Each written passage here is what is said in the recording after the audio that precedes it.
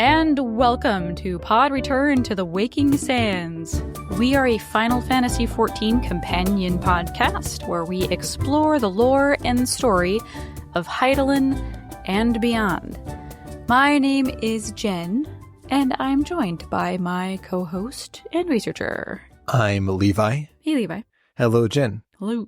Happy or unhappy day after Election Day, Jen? It is that day, and it's tough. So we just want to acknowledge that the day is tough, and we all might be feeling a lot of feelings, and just know that you're not alone, and we will get through this step by step. And if the vibes are off today, that will be why. Those emotions might bubble up every once in a while, which is totally fine and totally normal. And we hope you're taking care of yourself. Well, there's your PSA. And we are on now to part 1 of our Blue Mage series. Today's the day. Today's the day. I mean, it's not like, Hildebrand levels of like, today's the day. But like, we're doing Blue Mage. We're doing Blue Mage. It's finally happening. Here is the overall flow of the series. So this week, we'll be talking about Blue Mage generalities, its place in Final Fantasy XIV, the unlock quest, and the leveling process. Next week, we'll be talking about the job quest up to level 50 and some spell gathering. And on the final week, we'll be talking all about that masked carnival, or carnival. Well, let's keep it fancy. It's spelled carnival, I think, like with no E at the end. There is an E at the end. Definitely. Oh, is there? Yeah. Oh, there we go. Carnival. Carnival. There you go. Carnival. Blech. It will be that plus the level 50 job quest in week 3. So that's the series outline. Let's get to it. Jen. Yes. Blue Mages. Yes. Why are they so blue? Well, let me tell you. There is a people across the sea from whom this type of magic originates, and their sacred color is blue. It's the Wallaki? I say Wanachi? No. Is it an L or an N? I have it. Jen, I say Wallaki, but there's no voiced acting in this, so we don't know. I think Wallaki actually sounds better to me than Wallaki. So. I agree. Great. But yes, their secret color is blue, and the bro will kind of touch on that about like why he made his uniform blue. Yes. But it is an homage to the people who discovered this type of magic. So that is the 14 blue story. Check that box. Moving on. Blue Mage in general, though, this comes all the way back to Final Fantasy V. This job is a long-term Final Fantasy series staple in which the character learns and uses abilities from enemies. Cool. Its articulation varies from game to game, such as Kina in Final Fantasy IX gains spells by eating enemies. Eating them? Yes. Good lord. Point being, there are many shades of blue. Can you eat an Ascian, I wonder? I'm sure that Kina would find a way. Okay. Though Ascians give us no spells. At least not yet. Well, no, they got powers. I'm gonna eat them. Get the powers. That's like that's obviously not like I don't know what the word I'm looking for. A mechanism that was pulled out of nowhere. That sort of like mythology or methodology can be found in a lot of different like peoples on Earth, and obviously in fiction too, like that one movie I saw a few years ago called Neon Demon. It touches on that as well. That movie is weird and awesome, and Keanu Reeves is in it, and he plays a total creep show, which is really weird, but it was great, and it's beautiful. It's such a pretty movie. Anyway, Neon Demon with Elle Fanning. Cool. Yeah. Well, back to the non-neon Blue Mages. So in the Final Fantasy series, this type of magic is one way in which you can, quote, break a Final Fantasy game. There are usually a few blue spells that are way more powerful than any abilities available to other jobs. but you have to put in the time and effort to find the monsters that use those spells, which often involves going to a specific map location at a specific point in the game and triggering random encounters until the right enemy appears, which I cynically believe is one of the ways in which the older games tried to incentivize you buying their strategy guide, because some spell-having enemies can be very difficult and rare. So you got to go to some beach, like this one beach in this one place, and walk back and forth for 20 minutes till this one guy spawns. They use like Mighty Guard, and then you get it and you're good to go, and you can get like your party-wide protect and shell and shit on. But, you know, fuck if you're going to know to go to this beach if you're playing through organically. I mean, that's like all of these really weird ass things you get and find in games. I'm like, I don't know how people did it in the olden times. The answer, Jen, well, they would buy a fucking magazine. It's that, or they'd call a hotline, or dumb luck, or also you are 12 and you're home from school all summer vacation. You get one game. You get one game to play, so you do weird things. Like when I was replaying Final Fantasy VII Original, this guide I referenced like had this idea of the quote perfect game, which was to essentially have 99 of every item type you possibly could. There's no reason for it. There's no achievement back in the day. Those did not exist back then. But this walkthrough was predicated on the assumption that you would want a quote perfect game by maximizing every type of item in your inventory, including like key items. Again, too much time on one's hand back in the day. God damn it. No, thank you. I think we've all had our kind of regressive summer break activities to keep us busy when we had too much time and not enough money. Yeah. Pogo sticks. Yeah, pogo sticks. Though in general, when I play Final Fantasy games, I don't like the Blue Mage jobs very much because I don't really want to have a walkthrough open as I'm playing through the game. Sometimes, you know, if you go to a certain place, you'll trigger a story event, which locks you off of half the map for half the game, and there goes your window to get that spell. If you want to get the good shit, you need to be very thorough, or also you want to have a walkthrough of some sort available to tell you to go to that goddamn beach before you go to the goddamn town and you blow the world up or something. Anyway, I don't like having that walkthrough open all the time, so I skip that shit when I play Final Fantasy games. However, in 14, I'm a big fan because, one, we are already acclimated to running old content through the roulette system, so go through Hawk Manor once more, who cares? Yeah. And also, this shit is evergreen too. You will never lose access to Hawk Manor. Right. Yeah, exactly. We're not like salting the earth behind us. You can still go get this stuff. Yep. It's never, you never lock yourself out of it. Yeah, there is no FOMO about missing some spell chance because you can just queue up for a dungeon. You can go find a mob whenever. You're not going to miss the spell just because you're not being a collectionist. Is that a word? Collector. Sure, why not? A collectionist. Collectionist. That's completionist and collector combined, Jen. Oh, I see. Okay. Anyway, because you're not being that person at that time. Also, running content as Blue Mage is tons of fun. It's a entirely different play style from any other job in the game, and the variety of spells mean that you can reshape your character to take on all sorts of challenges. Correct. Maybe not your character, but your skills. Oh, your sure. I mean, your character in this job. Yeah. I get what you're saying, Jen. I got you what you were saying, but just clarifying here. Sure, understood. But really, like, you can solo, you can tank, heal, DPS. There are so many ways to shape this list and your various abilities to actually do all this stuff in the game. It is really a feeling of having like no limit to the way that you can adapt your character and you can reshape your strategy. And also, when you're doing stuff like the Mogtome events, you never, like, when you sink down, you always have your spells. Yeah. So you don't go down to 2 abilities, Pictomancer, at level 15. you get all of your, like, 20 whatever spells available to you that you've selected at level 15, at level 50, whatever. Yeah, you OP. Long story short, Blue Mage is good. Yeah. However, you cannot do current content as Blue Mage.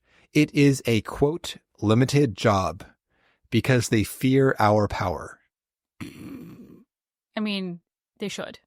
So the job is capped 10 to 20 levels below the current max level, depending on where we are in the patch cycle. First off, Jen, let's talk about leveling Blue Mages for a bit. Let's. Blue Mage has a unique leveling system, at least as of the time of this recording. Maybe the upcoming Beastmaster might be the same, TBD. You primarily get experience from killing enemies in the field, not fates, not leaves, just old-fashioned mob grinding. Cool. As you know, Jen. But there are ways around it. But yeah, they don't just hand this shit over to you. Well, more so, you can't even do roulettes as Blue Mage. You can't do the normal way of leveling, which is just to queue up for stuff or do quests. You're OP and you wouldn't, like, nobody else running with you would have anything to do. Correct. Yeah. And correct. So there are two main ways to approach the leveling challenge. The first is just grinding it up, either solo or with similarly leveled people. When doing this, you want to try to kill the highest level enemy that you can handle. You get a much better return of XP per time invested than fighting low level enemies. Yeah. The second method is the power leveling method, which is what I recommend for most people for this job. I don't think that leveling Blue Mage, especially at low levels, is especially fun. Collecting the spells and using them is lots of fun, but grinding endlessly on easy guys for XP, less so. It takes forever. It takes forever. Forever. So the power leveling method requires you to have a high level friend, FC mate, Discord mate, whatever. They don't have to be a Blue Mage, but they should be high level. Yeah, find you a power bottom. Or is the Blue Mage the power bottom because they're low level? Well, they're not a power bottom yet. They're not generating much. They're getting the spoils. They're generating much XP. Are they? Or claiming much XP. I guess they're claiming it, yes. Yes. So they're, like I said, they're reaping the spoils. Okay, so they are a weak top. They're just and top. Okay. Anyway, so the way this method works is that you get all Blue Mages who need to be leveled into a single party. All these mages want the Fish Slap spell, which you learn from Opkalu in Eastern La Noscia. Fish Slap is a low-threat instant cast spell that interrupts a cast bar. It's an interrupt you can spam. Almost. Yeah, it's like really good. It's dumb. Yep, yeah. It is dumb. Yeah, take that, Tanks, with your 25-second interrupt cooldown, whatever. Try 2.5 like seconds. 40 seconds? No, it's like lame. It is lame, but not Fish Slap. You can slap all day. You can slap all day. Anyway, so you get your Fish Slap spell. In this instance, it's most important because it is a instant cast attack that gives you like no enmity. So you can Fish Slap a guy, Fish Slap a mob. You will get their aggro on you. You will claim them as your target. Nobody else can kill them and take away your XP, but you have zero threat on you. So now your high level friend, who is not in the same party as the Blue Mages, they have to be separate. They will then kill the mob that you have fish slapped, giving you and your party members all of the spoils. Hell yeah. So if you are like a level 1 Blue Mage and you're fish slapping a level 50 guy, that will be like an instant level after one kill. It is so much XP. So the strat is to take this nice duo, your high level buddy and low level Blue Mages, go to a high level area that has enemies without ranged attacks. The Blue Mages will fish slap those enemies, then the high level is going to go and kill them. If I am the one power leveling, I like to run White Mage. Yeah, because then you can heal, because sometimes shit gets spicy.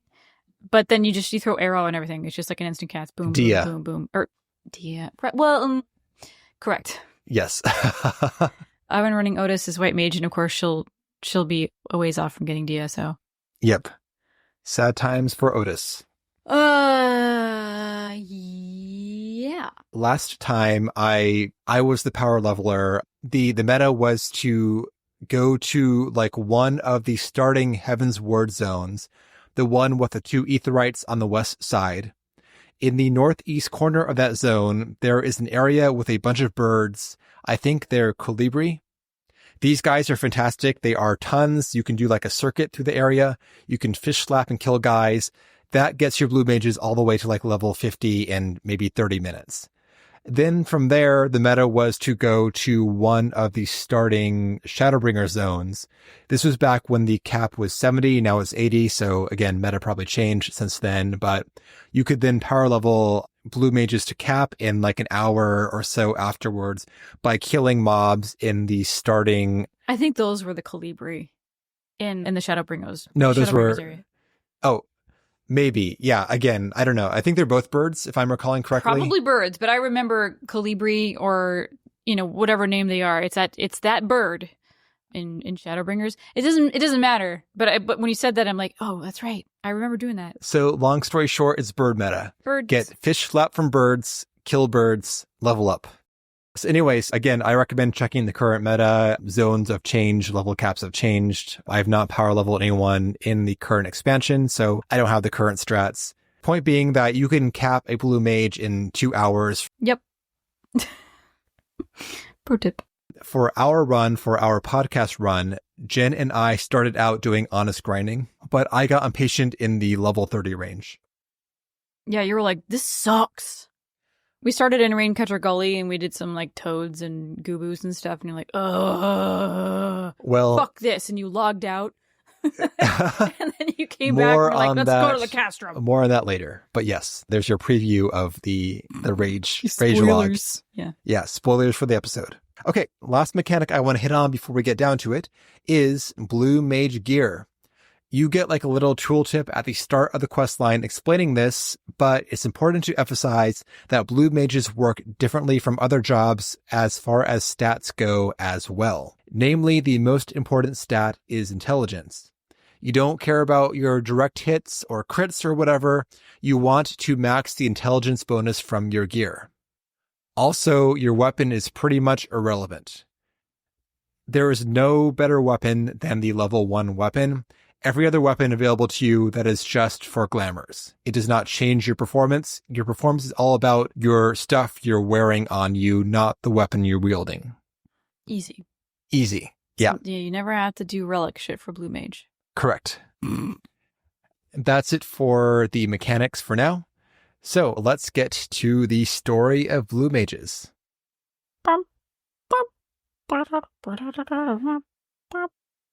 Thank you, Jen. That might be too quiet to actually be on air. Well, it wasn't. Some of your musical interludes are very quiet. I've got to cut them. That sucked. You got to own it. No. Built that shit. No, it's scary. Our story begins with a zealous yellowjacket in Limsa's Aetheryte Plaza. She is looking for an adventurer to deal with a charlatan, a so-called blue mage, whatever that is. This guy, he's going around selling people soul crystals for a ton of money. And more than a few people have complained about being had by this guy. But since magic and spells are involved, the Yellow Jacket would like our help in determining whether this guy is, in fact, selling fraudulent soul crystals. Or is he for real? So we either earn a reward for helping bag a con man, or he's the real deal and we learn some cool shit. So win-win. So last he was seen out, he was out near Summerford Farm doing his peddling. So out we go. And we do indeed see a man dressed all in blue, surrounded by a few customers. Yeah, our guy is wearing a fancy, frilly outfit. He has a shock of dark hair, a slight beard, and a mustache. And spectacles. Would you call that a goatee, perhaps? No. A slight beard. Just a close like shaved. More than a stubble, less than a beard. Okay. There's probably a term for that. Yeah, a slight beard. Okay. Yeah, so he's giving his spiel on the wonder of the new world, blue magic. Jen, we call it these days.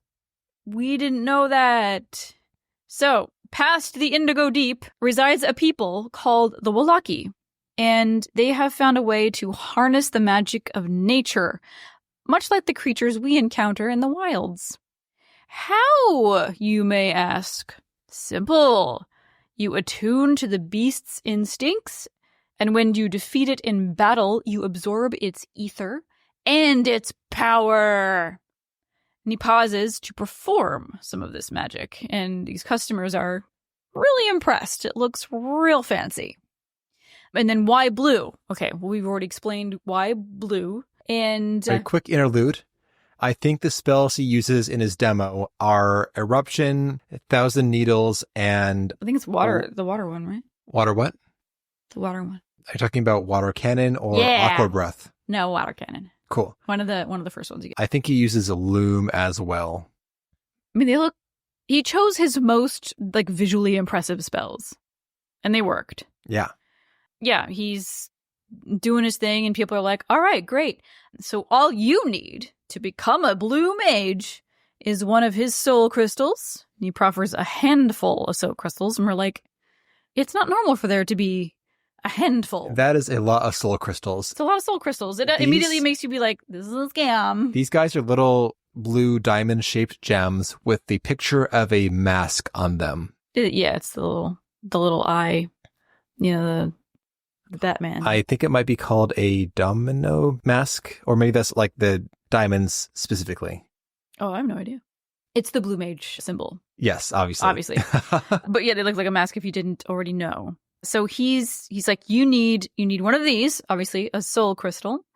You need a blue magey outfit / uniform, which I also have, and one copy of my book, Blue Magic for Dummies. That's not the actual title, but there wasn't one, so I made it up. It is a blue magic spellbook penned by yours truly. Which is him.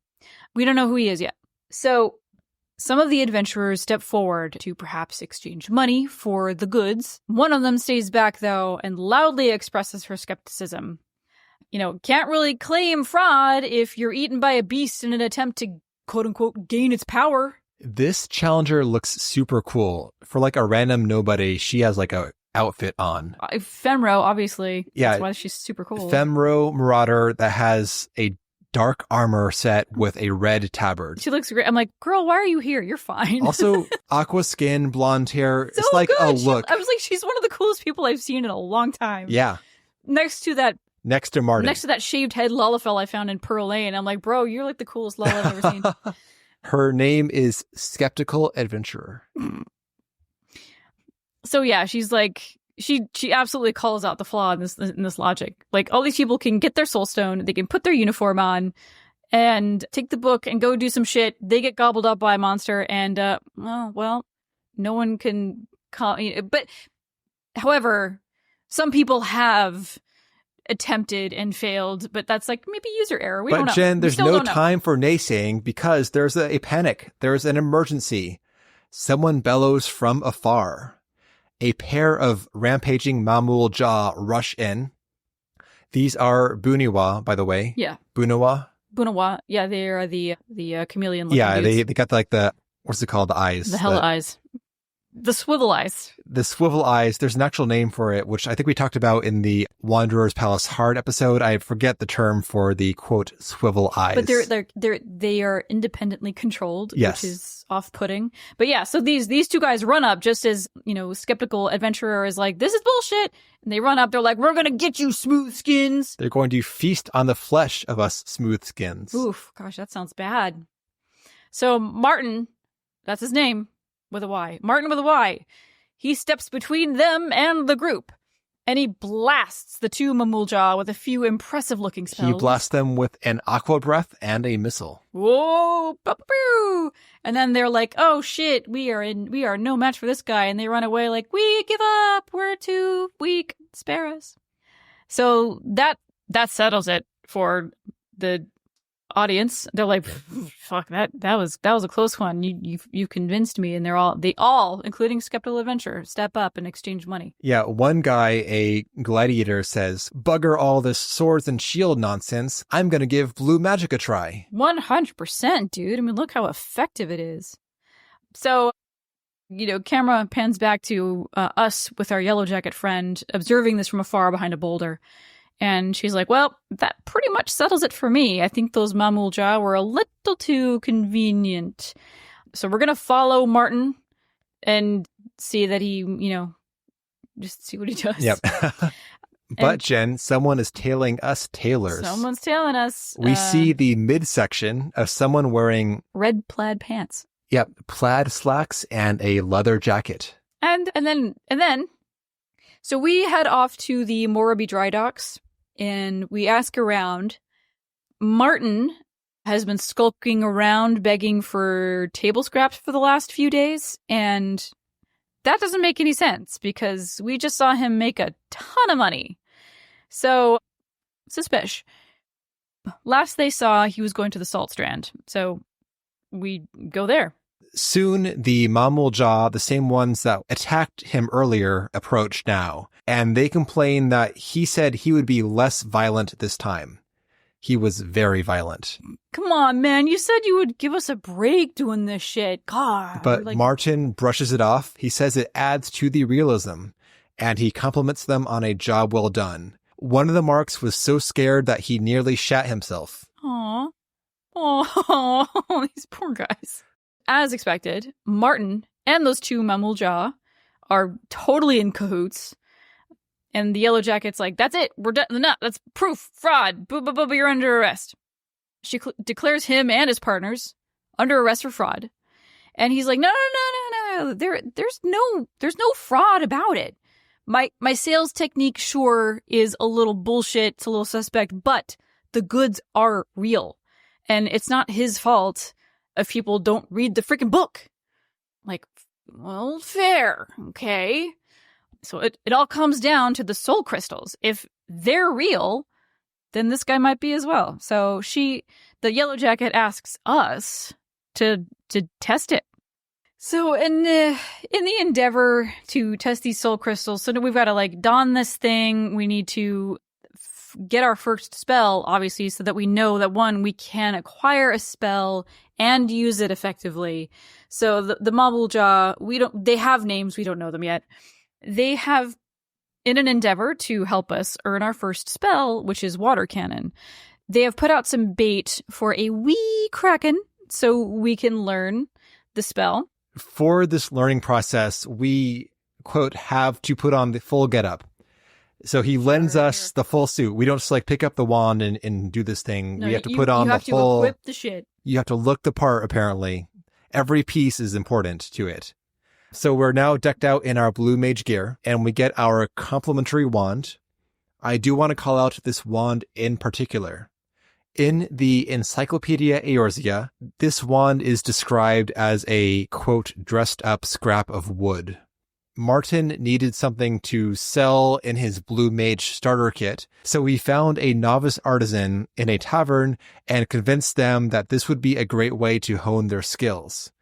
However, once the wand was finished, he tried to charge the artisan for the valuable lesson that they learned in making the wand. Well, okay.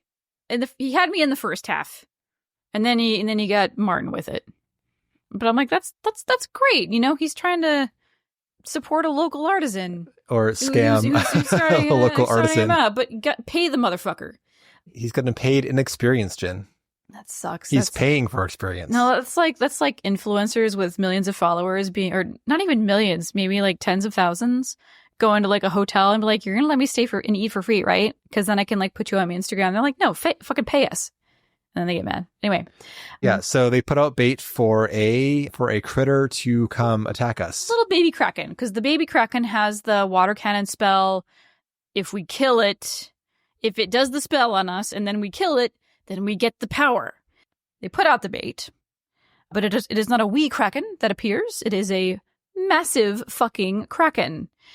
And we're like, no, thank you. And Martin's like, nah, it's no problem. Just, you whack it a few times with the focus, aka stick, and you let them pelt you with some, a couple of water cannons. And then when you win the battle of attrition, you should learn the spell. Like, well, here we go. He does encourage us a bit. He's like, it takes some real bravery to stick it out and gaze deep into a beast's soul. And it's like, well, no wonder so many people have claimed fraud. Who's doing that? And he also concedes this point. This is why people are failing, because this is really hard. But he doesn't tell them that. Anyway. So It's in the handbook, Jen. Probably, yes. He's like, read the goddamn book. So, I mean, we're not entirely convinced, obviously, because this guy is totally shady for a variety of reasons, even without knowing the whole garbage about how he made his sticks. The Kraken takes the bait. It's huge. The Mammaljaw go running away, fleeing from this massive monster. Their running away animation is real funny. And we are encouraged to go and whack it with our stick bravely, which is very immersion breaking. There's no way we could handle this with just our auto attacks. I'm sorry. It's just not happening. And we are getting blasted constantly with water cannon. Yeah, constantly. Nonstop in the face. People are going to die. What Martin's got to do to make this thing not a scam is just like kill the first monster for us. Get blasted. Yeah. Kill it. And then we have a spell. We can now take it from there. Yeah, he's got to, do some kind of warm transfer with us. Yes. With the new folks. But somehow, despite the odds, we get enough crits with the stick, apparently. Get enough auto attack crits to kill the Kraken. It sinks back into the depths, and we have learned water cannon. And Martin's like, great, you did it. Now give me back my stuff. So we now have to return all the shit we were just given to him. We have to give him back the soul crystal and the shitty wand and the outfit. At this point, there's a break in the quest steps. You can talk to the guys around you. If you talk to the two Mammaljaw, we can learn that they are called Gahiljaw and Latuljaw. Yeah, Gahil and Latul. They apologize for summoning such a large Kraken, and they tell us that the smooth skin is courageous indeed. Aw, thanks, guys. But our Yellow Jacket is still not impressed. Did you really learn anything from that? We don't know. Martin says, fine, I'll prove it. You can have the stuff. He gives us back our loner gear that is slightly water cannoned. So this and now is like, we own it. Yeah, so be an advertisement to my non-fraudness. Wearing the stuff around town. Please. And to prove that we are a real blue mage now, we have to now water cannon Latuljaw. She's like, if anyone can discern the power of a water cannon spell, it's him. Ask him why. Don't worry, reassures Gahiljaw. If Latuljaw cries, it is tears of joy, Aww. not pain. Okay. And lo and behold, it works. It's refreshing yet painful. Refreshingly, painfully so. And with that, Martin attempts to excuse himself. All right, it all worked. Great, thank you, bye, I got stuff to do. But the zealous Yellow Jacket bursts his bubble. Yeah, the spell works, but you can't go around selling soul crystals without thoroughly explaining the risks involved. So she bans him from selling anything ever again. And he's like, no! And he falls to his knees, and that's it for him. But, so Yellow Jacket, she did her job. I mean, she did her job. I think that's a totally valid thing for her to do. Yep. Locking it down, being the law. So she leaves, and we're chilling with Martin as he considers his future. And then the plaid pants lady walks up. And she saw the whole thing, and she was very impressed. Yep. Our savior is a mysterious, tall, self-assured entrepreneur who is wearing sunglasses. She's got short blonde hair, a short leather jacket, and of course, those plaid slacks. I love those pants. Slacks. Her name is Royce, and she manages the Celestium in Ul'dah. It's a coliseum of sorts for bouts between man and beast, but they're stopped before anyone gets badly hurt. But the audience loves the personas and the drama without the savagery and bloodshed, so it's like WWE. She proposes the Masked Carnival, a series of bouts pitting our blue mage friend Martin against a series of bestial foes. Martin, surprisingly, isn't super keen on this idea. He's like, this is debasing myself, and this is a legitimate magic. To do it for entertainment value seems not great. Have I mentioned, Jen, that this attracts many paying spectators? Oh, there's money. Oh, well, I'm in. Okay, great. Problem solved. So she then, Royce, extends the invitation. Well, to... we get bored. We try to leave. We're like, okay, well, this is getting dull, so see you later. Royce is like, not so fast. All right, I want you involved in this too. So Martin is like, well, no, she's literally learned Anne's spell just now. And, she's like, well, then she'll just have to learn way more spells. Royce volunteers Martin's training services, which he's like, no, I'm not going to spend my valuable time training a bitch. And she's like, well, we'll pay you. And he's like, oh, okay, I'll do that then. So we travel to Ul'dah to work out the particulars with Royce. And in the meantime, they have, let's say this is like a week later or something. They have outfitted Martin in like the new masked carnival getup, and they've given him a new name. His outfit is fun. I hate the shoes though. They're so stark white. It's so awkward. So Royce has dubbed him now the Great Azzurro. Azure, blue, whatever. He will be playing the part of an enigmatic nobleman, here to entertain us with his wacky magic. And Royce then tells us that Latul Jah and Gahil Jah, she had someone review Uldah's policy on not allowing beastmen within the city, and Mamul Jah specifically were never called out, so they are free to stay. Great. Lucky Fantastic them. news. Yes. Good job, Ul'dah. And with that, she is away. So Martin takes a very hands-off approach to our tutelage. He says, go learn Blood Drain and come back. See you later. I mean, at least he gives us something. Gives us something. And with that, we are done with the level 1 quest, and we have unlocked the Blue Mage Totem Vendor. At this point, after unlocking the Totem Vendor, there is no need mechanically to keep on progressing the job quest until level 50. There's no harm in it, but you don't get any new spells or anything from just doing the job quest between levels 10 and 40. However, Martin will give you little nudges about how to maybe progress your path in this very open-ended job. He'll say, go get this spell now, to maybe give you a hint as to where to focus on. Though honestly, stuff that he tells you, like for instance, Blood Drain, not really a key part of the toolkit at this time.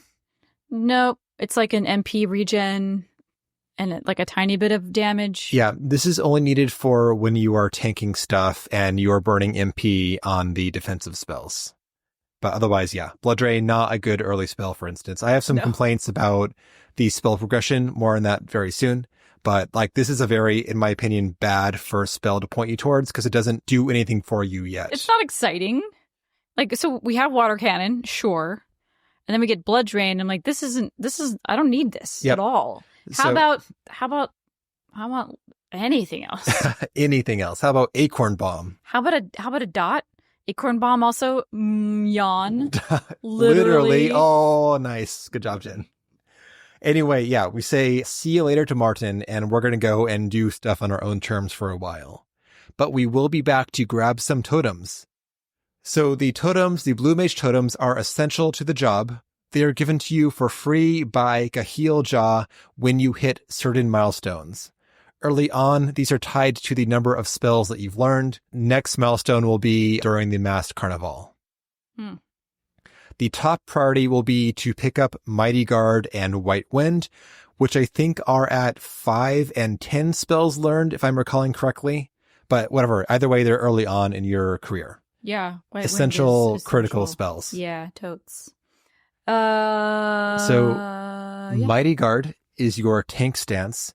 It increases enmity and decreases damage taken and dealt.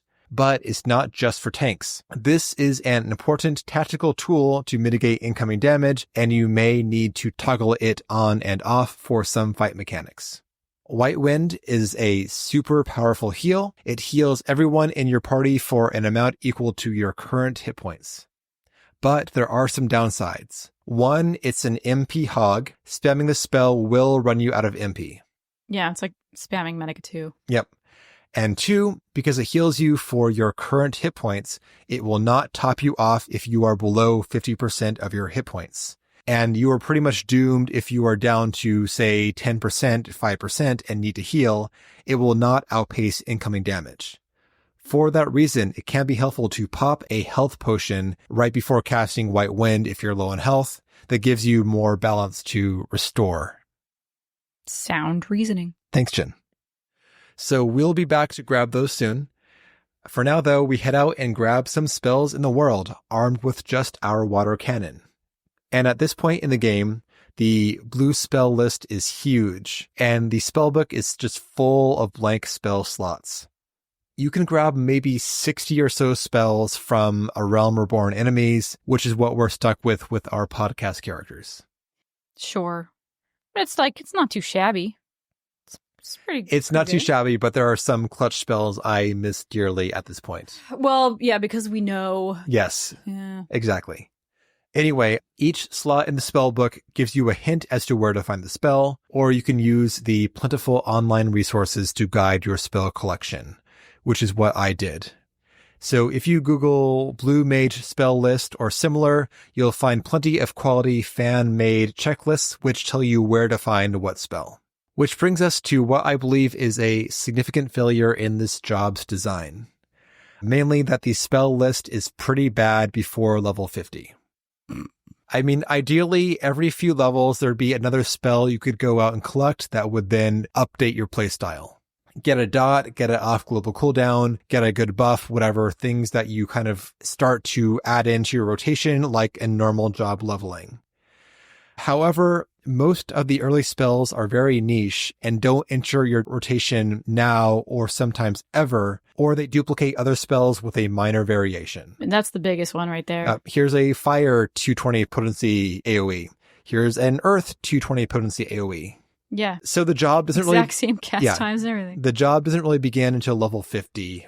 But we want to collect spells for completion and to unlock those totems, so we get collecting. Jen, what did we do? Oh, we just went down the list.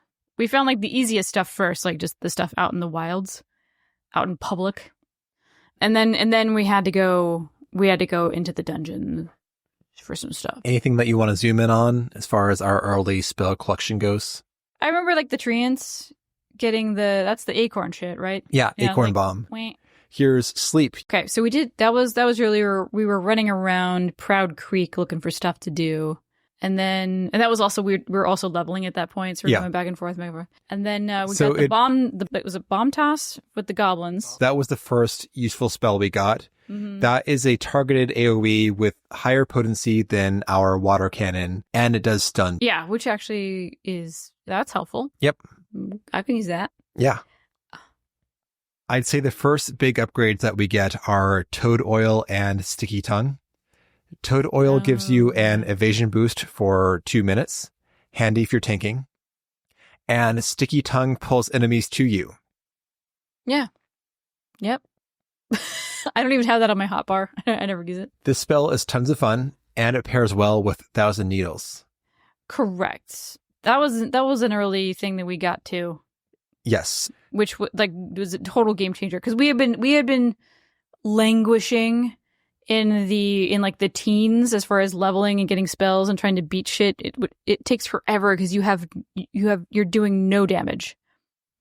With like water cannon and bomb toss, and then we finally got 1,000 Needles and we're just like bulldozing things. Yeah, 1,000 Needles to a point though is the clutch leveling spell for Blue Mage.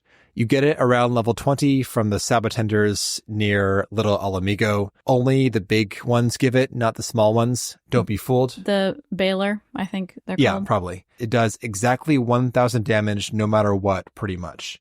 So it can one-shot most enemies up to level 30, and then two-shot them up till 50 or so. But also, because the damage is fixed, you can have Mighty Guard up and it does not reduce your offense. It always does 1,000 damage, period. It cannot be buffed or debuffed. Hooray! So just keep that buff on and spam those needles. Also, the other downside and trap is that the damage is divided amongst all enemies in the AoE. So if you're pulling 4 guys, you're doing 250 per guy, and you're probably better off doing normal AoEs at that point versus 1,000 needles divided by 4. Yeah, it has a really long cast time. Yeah. So, yeah. It's not perfect, but it was very helpful at that point in time. Around now, we also get our first off global cooldown ability. This is Eruption from Ifrit. The 4-person Ifrit, not the 8-person Ifrit. Right. So it's like an AoE explosion thing, and we have to use a macro with it because then you don't have to target the shit. So Eruption and its shared cooldown twin, Feather Rain, These both acquire a ground target placement, which when you're trying to optimize DPS, you don't have time to target and click that ground marker. You want to maximize your damage. You want to macro. I prefer Feather Rain as far as like the off global cooldown ability in the slot goes. Sure. But you want to macro it so it targets the current target and is not placed. Also, this may be more in depth than you care about, but too bad. When you do a macro for a spell like this, you need the macro to spam the cast because you cannot queue up macros like you can queue up normal abilities. So if you try to clip your cooldown with a macroed ability, it will not go off. Whereas if you slightly clip your cooldown with a normal ability, it will queue up for like a half a second or whatever, and then go off once the cooldown rolls off. So the macro for Feather Rain and Eruption will spam the spell like 10 times to make sure it goes off at some point, even if it's not available right when you trigger the macro. You can find a pre-made macro for this by searching for Blue Mage Feather Rain macro. It'll have the same spell being cast like 10 times. That's how you know it's quality. It's got to be real spammy. Yeah, more spell casts, more better. Once we got our Thousand Needle spell, we hit up our very first dungeon, Hawk Manor. Oh, yeah, we needed the thing from the guy. Yeah, the thing from the guy. The level 5 Petrify. The Petrify, what's the Manor? Sentry. Manor Sentry. Which is the Ahriman. Yeah. So we duoed this dungeon. Until we didn't have to anymore. We didn't even have to do the first boss, right? No, I think this is a change from when they rebalanced it for trusts, because I swear back in the day, the Manor Sentry never actually died until you got to the last boss. Right, yeah. But we found him floating around outside the first boss room, and we killed him, and he gave us the spell, gave us level 5 Petrify. Sweet. Bye. Which is good too. This was a very rough dungeon. The Succubi in the dungeon, they got one shot by Thousand Needles, but the normal mobs took 1,000,000 hits from us. Yeah. So we were doing it, but it was slow going. Correct. So that was welcome. And now we enter the Doldrums. At this point, there are no more spells to gain until level 50, excepting 2 from Cutter's Cry at level 38. What were the things we got from Cutter's Cry? They are Dragon's Voice and Ram's Voice. Oh, right, the Chimera. Right. And then those become basically your bread and butter until 50. Yep, Ram's Voice is good because it freezes enemies. It's not stun, but it's a separate timer. It's like a freeze, full on stop. And also it combos, of course, with the Blue Mage favorite, Ultra Vibration, which we can't get till 70, which breaks my heart. I miss that spell so much, Jen. Yeah, man. Like when you're running with a bunch of people and you're like all staggering your Ultra Vibration use. Like, who's got it up? Okay. Fun. But for us sad guys, Ram's Voice is still very good because it freezes all enemies in the AoE, so you can just not get hit for 5 seconds. Yeah, it's good. Good stuff. Beyond those spells, there is nothing at all in the 30 to 50 range. There's no micro gratification, no carrot to keep you going for 2 more levels till you get whatever. It's just grind. We were killing shit, Jin, for a long time. I think we were in Kurthus when I got fed up killing wolves or whatever. And I was doing the math mentally and I got to like the calculation that it was taking us like 40 plus wolf kills, each of which took 2,000 needles to kill, not counting misses. Yeah, so it's like a 50% success rate, isn't it? Yeah, it depends on the level of the target. Higher level enemies have a higher miss chance. Oh, okay. But when you are casting the spell for like 3 seconds or whatever, it is painful to miss a target. It was like 40 plus wolves per level. And I was like, I cannot do this for 17 more levels. This is when I rage logged, grabbed my main, and I was like, Jen, we got to find the highest level enemies we can. And we got a power level. Yep. So off to Castrum Occidens we went. And we did that thing that you talked about earlier. So I went around and I slapped everybody with flying fish. Yeah, Castrum Occidens is the Castrum in Eastern La Noscia. It has level 49 and level 50 Imperials in there. Yeah. About the highest level field mob area you can find. Yeah, and it's tight. It's a tight little circuit, and you just run it around and around and around and around, and you level up, and you're done. Yeah, we got that down to an art. We were getting back to the beginning of the circuit right when the guys were spawning. Yeah. Nonstop XP loop. Yeah. It was late the first night we tried this, so we got Jin to 50 in like maybe 20 minutes, half an hour. Yeah. Next day we swapped. Jin power leveled my Blue Mage, got to 50, and same thing, like 30 minutes max, level 50, good to go, good to start the actual job. This is when you start getting spells that are really going to be a permanent part of your kit. And this is when your playstyle begins to actually evolve as you grab new spells. Yeah, so to help us grab some of these later spells, we had a couple of listeners join us to help us along, because they did have mimicry and they could tank and heal for us, which was clutch. And so we were joined by Naughty Ivy and Kiko Faye. Thank you all. Yeah, we spent like an hour and we knocked out so many dungeons and got so many spells. Word. Really tight leveling sesh, or spelling sesh, rather. I mean, we went into we did Pharaoh Sirius hard. We did Wanderer's Palace. Pharaoh Sirius normal. We haven't done hard yet, I don't think. Nope, we can't. Ah, that's why. That's the Blue Quest in Aleport that's taunting me. Okay, so Pharaoh Sirius, Wanderer's Palace, Amdapor Keep. Yes. Amdapor City. Tamtara. No. Orumvale. What else? Stone Vigil hard. Right? Because we had to do the canon one again. Yep. That went way better. That was for Diamondback, which is a really, really important one. So yeah, it was like, and so these, like, when you get into really high level Blue Mage stuff, these spells are going to be used by you all the time. Song of Torment, Diamondback. Yep. Not Glower. No. Some of this stuff was just for obviously filling out the book, but yeah. The first thing though I insisted on us grabbing was Battle at the Big Keep to grab Missile mainly. Yeah, that's when we had to party finder up, because there was no way. This is an essential spell. It has a high miss chance, but if it hits, it drops the enemy's health by 50% off their current health total. This even works on many A Realm Reborn bosses. Also, if multiple Blue Mages land Missile at the same time, it will just kill an enemy straight up, including a boss. You can kill a full-on synced boss in half a second with Missile. That's how we get our 4 to 3 minute synced Orumvale runs as Blue Mage. Yeah. The most grief we had, or at least I had, was grabbing Flamethrower. Yeah.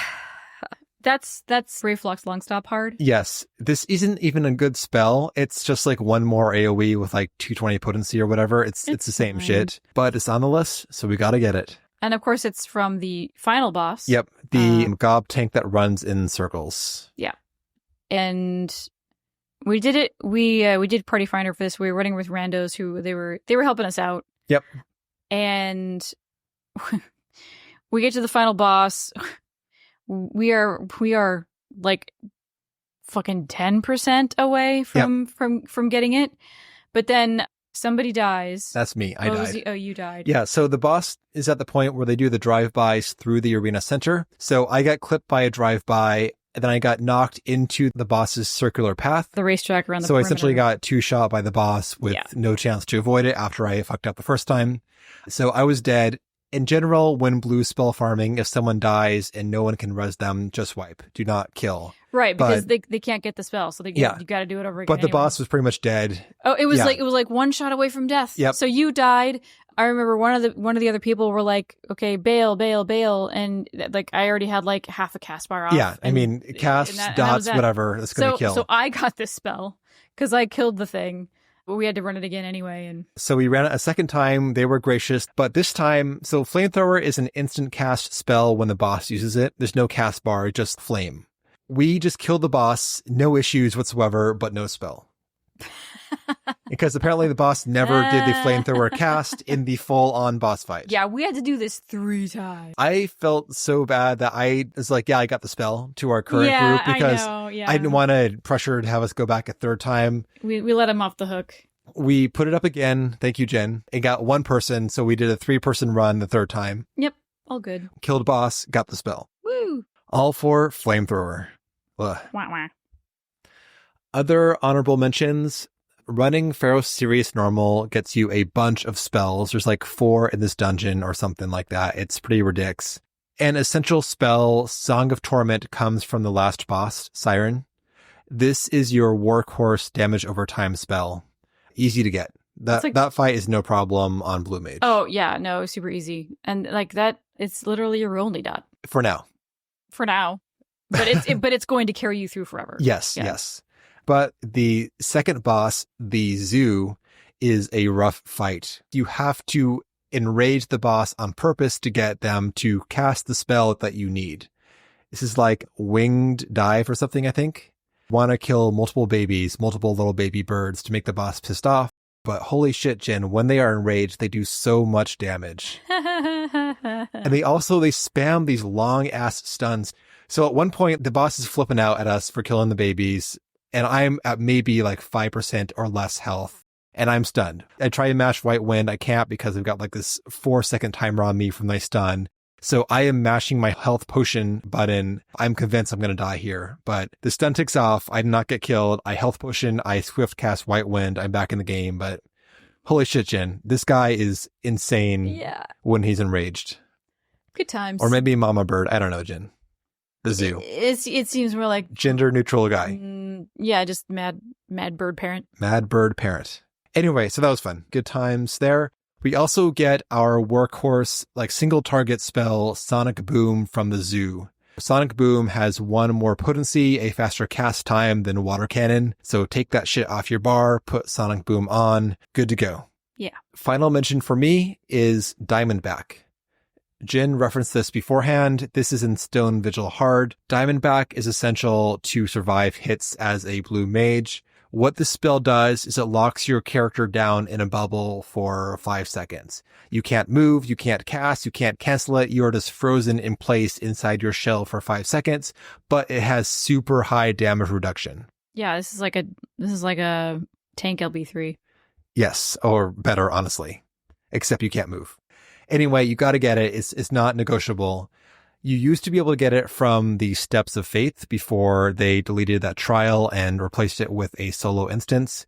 You can no longer get Diamondback as Blue Mage from Steps of Faith, which means that you're stuck doing Stone Vigil Hard. Yeah. This one is kind of a pain even on Blue Mage because you can't really cheese the fights. No, you still have to do the cannon bullshit. Yeah, well, first boss, you can't missile them, so you got to fight them straight up. And then there are so many like little progress gates in the dungeon. You can't do like the big pulls in AoE like you do normally. You've got to do like a little pack of guys, fight them, the fireballs go down, pull more guys, etc. And then for the first cannon fight, yeah, it's just straight up shoot the dragon with a cannon. Can't cheese it, can't missile the dragon. And then we get to the turtle dragon. This guy you can missile, thankfully. You just gotta hang out until they cast Diamondback. Once that spell goes up, you are good to spam missiles. You can skip the cannon bullshit, just missile them down, no problem. Well then. Any dungeon callouts that you want to do in particular, Jen? Spells of interest? Nah, I think we got them all. Well, that concludes phase 1 of our Blue Mage journey. Next time, we'll be talking about the job quest up to level 50. But next week, we're taking a week off for Thanksgiving. Yay! The people have spoken. Be a busy ass fucking week. And they regardless. want a week off. So for those listening in real time, if you celebrate, have a good Thanksgiving next week. If you don't, we'll see you in 2 weeks for some more Blue Mage action. Yeah.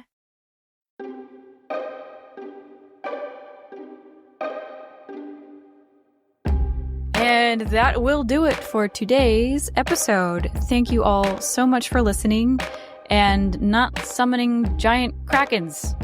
If you want to get in touch with us, you can at podreturnffxiv@gmail.com, or check the show notes for our Discord and join up and talk to folks about your pets, your glams, join us for some group runs, all that good stuff. And we also have our Blue Sky at podreturnffxiv. Follow us for random stuff, polls, and other musings. And finally, our Patreon, patreon.com/ you guessed it, podreturnffxiv. And for $1 a month, you get access to our other stuff, which is the seasonal episodes from 14 and our Final Fantasy XI series, Vana'diel Van Splater. So give it a listen. And with that, we hope you enjoyed the episode. Have a good day or night, and we will see you next time.